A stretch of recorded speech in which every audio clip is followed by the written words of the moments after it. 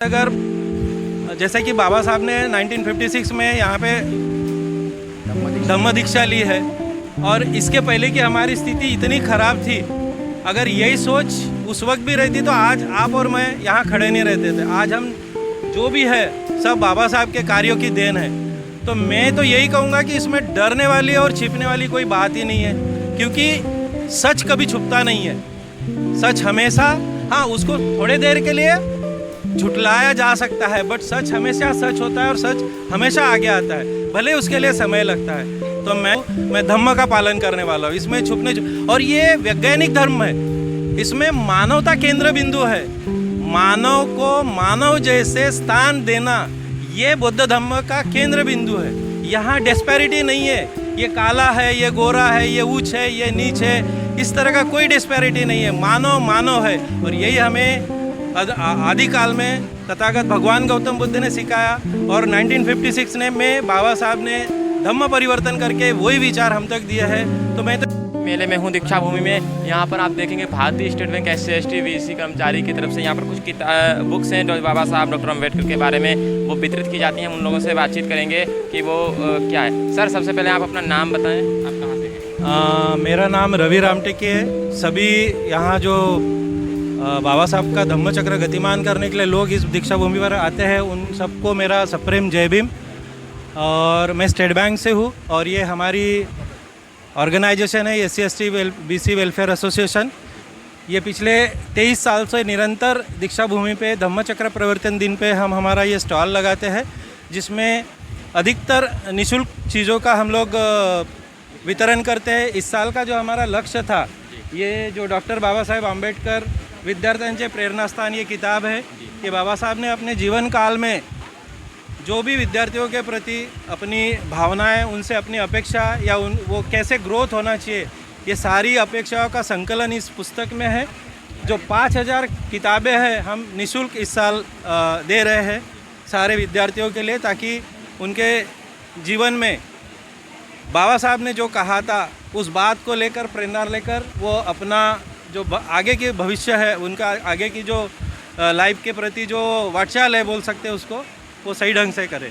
और ये निरंतर 35 सालों से हो रहा है। ये बुक सिर्फ मराठी में या हिंदी इंग्लिश में भी? ये एक्चुअली इसका संकलन हमारे जो साथी है इंजीनियर जागेश कुमार सोमकोर साहब ने किया था।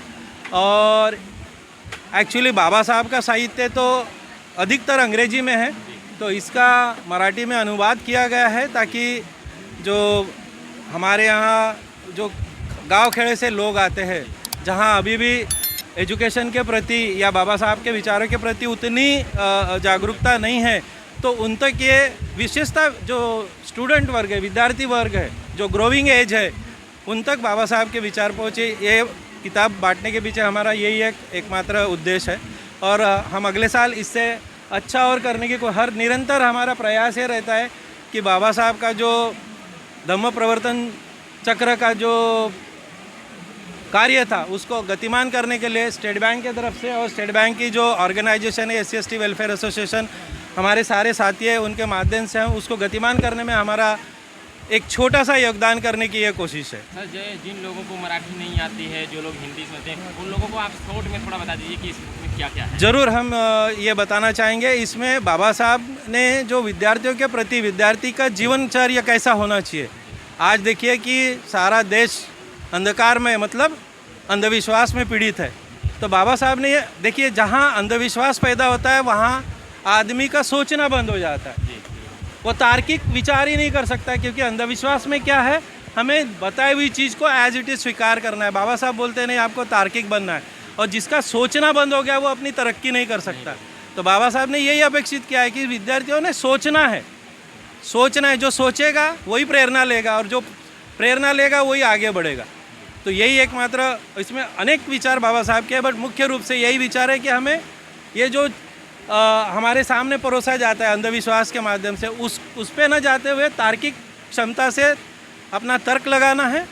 हमें हमारे सामने जो भी चीज़ें आती है उसको यथावत स्वीकार न करते हुए अपनी बुद्धि का वापर करना है, और उसके बाद अगर वो सच है तो ही उसका स्वीकार करना है, अदरवाइज उसको एज इट इज़ स्वीकार नहीं करना है।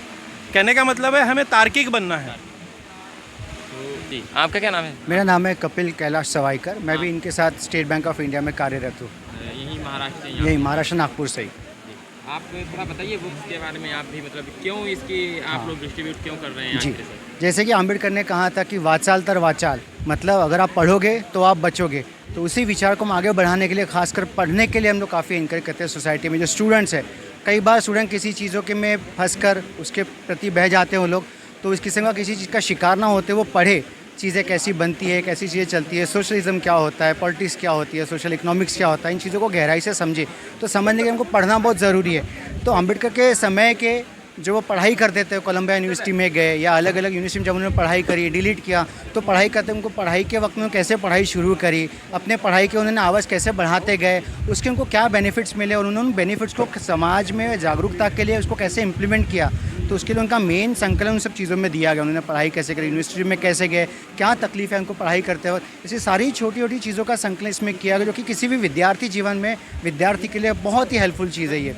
तो जो भी पढ़ेगा, छोटी छोटी स्टोरी इसमें एक एक डेढ़ पेज की, कोई भी इंसान उसको पढ़ता है, भले विद्यार्थी हो या जो पढ़ता भी हो, वो अगर पढ़ता तो इंस्पायर ज़रूर फील करेगा। तो इससे छोटी सी किताब है, भले इस बार है मराठी में, लेकिन जो हिंदी पढ़ सकता है उसके मराठी में भी किताब पढ़ के समझ में आएगी। तो ज़रूर पढ़ेगा आप एक किताब, बहुत अच्छी किताब है ये। Thank you so much. जी, आप कहाँ से हैं? आपका क्या नाम है? मैं स्टेट बैंक में कार्यरत हूँ। मैं नागपुर से हूँ। मेरा नाम राहुल जामगढ़े है।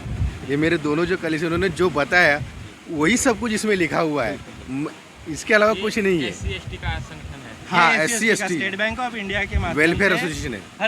हर एक पब्लिक सेक्टर बैंक में ऑर्गेनाइजेशन में SC/ST का एक संघ होता है। तो स्टेट बैंक में ये जो आप देख रहे हैं SBI प्रशासनिक कार्यालय, SBI SC/ST BC कर्मचारी कल्याण संघ, इसके माध्यम से हम अंतर्गत जो हमारे कर्मचारी है जो SC/ST OBC से बिलोंग करते हैं उनका तो कल्याण करेंगे ही। मतलब ये देखा जाता है कि उनका अहित तो नहीं हो रहा है, उनका जो राइट्स है उसके ऊपर मैनेजमेंट कोई ये तो नहीं कर रहा। इस बात को तो हम ध्यान में रखते ही है, लेकिन उसके साथ साथ जैसा मैंने आपको कहा कि बाबा साहब का ये जो धम्म है इसको गतिमान करने में हमारा ये एक छोटा सा प्रयास है। तो आप बताइए कि आप लोग डिस्ट्रीब्यूट कर रहे हैं, आप लोग अपने पैसे से कर रहे हैं समाज के लिए ना?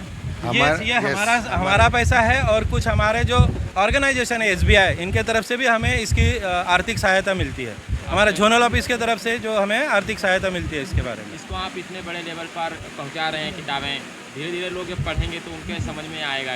लेकिन जो लोग आज भी कुछ ऐसे लोग हैं हमारे जो SC/ST वर्ग के भी हैं, जो बाबा साहब डॉक्टर अम्बेडकर के बारे में ज़्यादा नहीं जानते या फिर जानते भी हैं तो वो बोलना नहीं चाहते हैं, उन लोगों को क्या संदेश देना चाहेंगे जहां आप SBI में होकर सामाजिक कार्य कर रहे हैं, खुलेआम लोगों को बाबा साहब धर्म के बारे में बता रहे हैं? कुछ लोग हैं जो इस चीज़ से छिपते हैं, तो उनको क्या कहना चाहेंगे?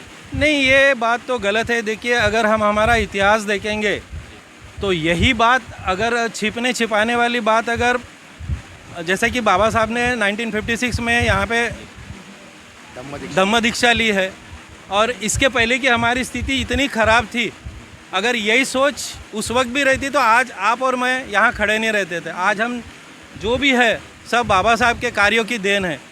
तो मैं तो यही कहूँगा कि इसमें डरने वाली और छिपने वाली कोई बात ही नहीं है, क्योंकि सच कभी छुपता नहीं है।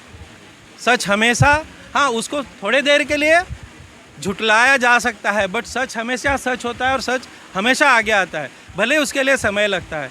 तो मैं तो इस माध्यम से यही कहना चाहूँगा कि हमें डरने की कोई ज़रूरत नहीं है, हमें छिपने छिपाने की ज़रूरत नहीं है। हमने गर्व से ये कहना है कि हाँ, मैं बाबा साहब अम्बेडकर को मानने वाला हूँ, उनके विचारों को मानने वाला हूँ, मैं धम्म का पालन करने वाला हूँ। इसमें और ये वैज्ञानिक धर्म है, इसमें मानवता केंद्र बिंदु है। मानव को मानव जैसे स्थान देना ये बौद्ध धर्म का केंद्र बिंदु है। यहाँ डिस्पैरिटी नहीं है, ये काला है, ये गोरा है, ये ऊंच है, ये नीच है, इस तरह का कोई डिस्पैरिटी नहीं है। मानव मानव है और यही हमें आदिकाल में तथागत भगवान गौतम बुद्ध ने सिखाया और 1956 में बाबा साहब ने धम्म परिवर्तन करके वही विचार हम तक दिए हैं। तो मैं तो यही कहूँगा कि हमें डरने की कोई बात नहीं है। वैज्ञानिक दृष्टिकोण से लिया हुआ धम्म है, इसमें जो भी है वे विज्ञान के आधारित है, विज्ञान के कसौटी पर उतरा हुआ है, इसलिए इसको सहजता से स्वीकार करना है। और यदि ये स्वीकार करेंगे तो ही हमारा कल्याण है, इसलिए इसको बिल्कुल स्वीकार करना है। ये आपने देखा किस प्रकार से ये लोग फ्री में बुक्स डिस्ट्रीब्यूट करके लोगों को जागरूक करने का काम करते हैं। ऐसे बहुत सारे लोग हैं जो हमारे समाज में जागरूकता फैलाने का लगातार कार्य कर रहे हैं और बहुत सारे जो और भी यहाँ पर ऐसी कुछ अट्रैक्टिव चीज़ जो समाज के लिए, देश को बेहतर बनाने के लिए होती हैं, वो हम आपको दिखाने की कोशिश करेंगे। धन्यवाद।